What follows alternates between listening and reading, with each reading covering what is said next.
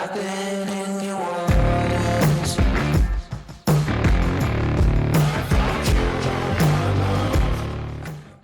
What is popping, guys, and welcome back to the channel and another tattoo tips video.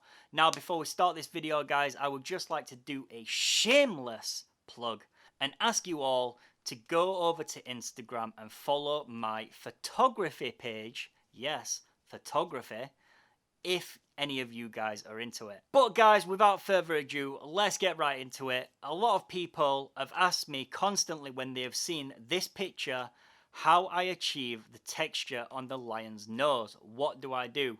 Well guys, this video I'm going to explain in 3 steps of what I do to achieve this look. So firstly, what do you need? Well, you need a curved mag. Now this curved mag can be of your choosing, whichever mag you are comfortable with. Big mag, small mag, doesn't matter.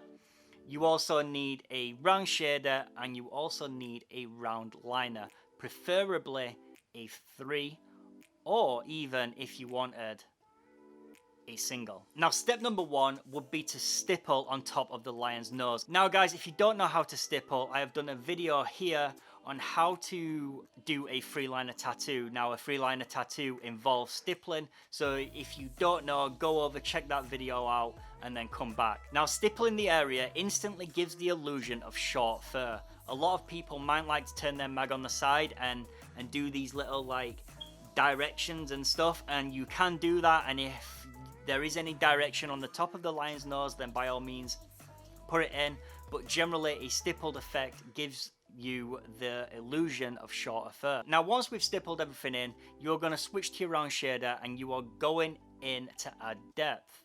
Now the way I like to do this is I would use my normal brush motion that I generally use, but with a round shader I will turn the voltage down. Generally with a lower voltage than a mag on a round shader, you will find that it will still go in relatively smooth. If you stick to the same voltage on a round shader as you would a mag, you might find that it might go in a little bit too dark or a little bit too dense. So like I said, what I would do is I would be using my brush motion, but not only that, I may also use like almost like a dot work motion to get more texture in there and more depth to the stipple. And if there's like any blemishes or like scars on the lion's nose or any cuts or anything like that, I would generally build it up with this round shader.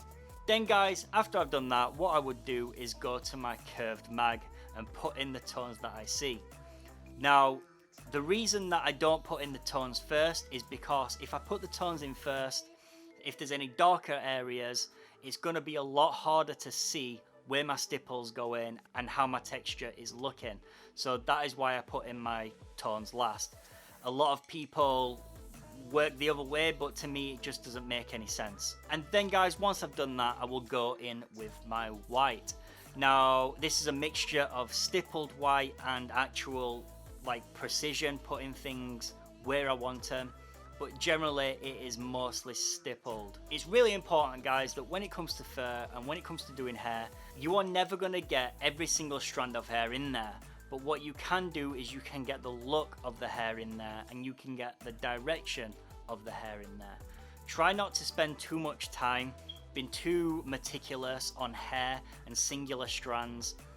Generally, if you get the direction and you get the look and feel of the hair, it's going to be absolutely fine. When it comes to doing singular strands on hair, you can use a single with a light tone and individually put those strands in, but don't be like, right, that single strand comes over here and it's got to come round here and then this bit comes over there. Now don't do any of that. Just get the strands in.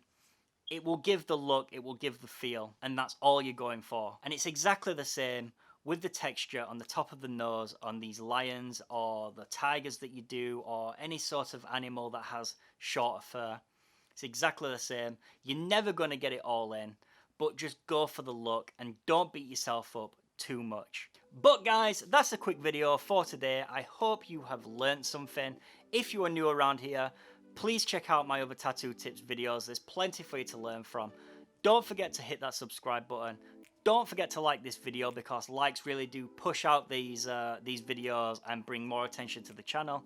And don't forget to turn on bell notifications to get notified every time I upload a new video.